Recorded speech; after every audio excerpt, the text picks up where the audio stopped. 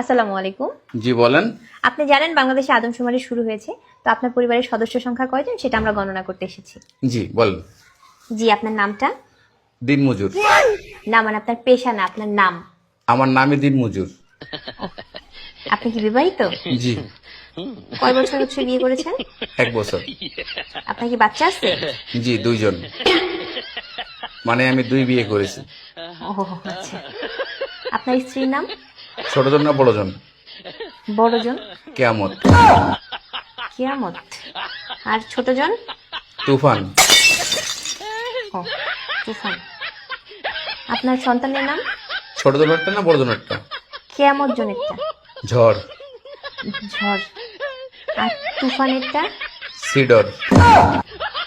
Cedar.